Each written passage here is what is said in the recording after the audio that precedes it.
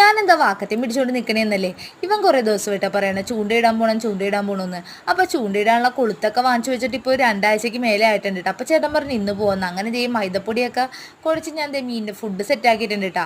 അങ്ങനെ ദേ ഞങ്ങൾ പോവാൻ കേട്ടോ. അപ്പോൾ ടങ്കീസ് വാങ്ങിച്ചിട്ടുണ്ടായിരുന്നില്ല. അപ്പോൾ കടയിൽ കയറി ടങ്കീസൊക്കെ വാങ്ങിച്ചിട്ടാ. അപ്പോൾ ദേ ഞങ്ങൾ ദേ ചൂണ്ടയിടാനുള്ള സ്ഥലം നോക്കി നടക്കുകയാണ്. അപ്പോൾ ദേ കുറച്ച് ദൂരെ ചെന്നപ്പോഴേക്കും ദേ അവിടെ ആൾക്കാരൊക്കെ കുറേ പേര് നിൽക്കുന്നുണ്ട് കേട്ടോ. അപ്പോൾ ഞങ്ങൾ വിചാരിച്ച ആ സ്ഥലത്ത് മീനൊക്കെ ഉണ്ടായിരിക്കുമെന്ന്. അപ്പം ഞങ്ങളും അവിടെ ചൂണ്ടയിടാനായിട്ട് നിൽക്കുകയാണ്. അപ്പോൾ ദേ ആൾക്കാരൊക്കെ കൂടി വന്നിട്ടുണ്ട് കേട്ടോ.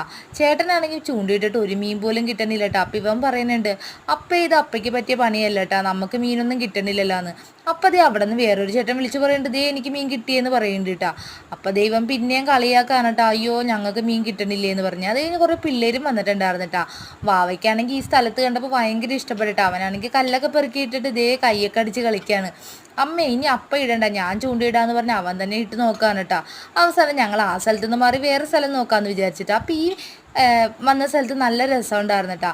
ഈ മരത്തിൻ്റെ അവിടേക്ക് അവൻ കുറേ നേരം കളിക്കണം. അമ്മയെ നമുക്ക് ഇവിടെ നിന്ന് പോകണ്ട, ഞാൻ ഇനി അതിൻ്റെ പൊക്കത്തോട്ടൊക്കെ കയറി പോകുമെന്ന് പറയാൻ കേട്ടോ. കുറേ നേരം അവിടെ നിന്ന് നോക്കിയിട്ട് ഒരു മീൻ പോലും കിട്ടിയിട്ടില്ല കേട്ടോ. അപ്പോൾ ഇവൻ ഡാൻസ് കളിച്ചുകൊണ്ടിരിക്കുകയാണ്. അപ്പോൾ അതേ ഞാൻ നോക്കിയപ്പോൾ അവിടെ അതേ ഒരു നെല്ലിപ്പുള്ളിയൊക്കെ ഉണ്ടായി കിടക്കുന്നുണ്ട്.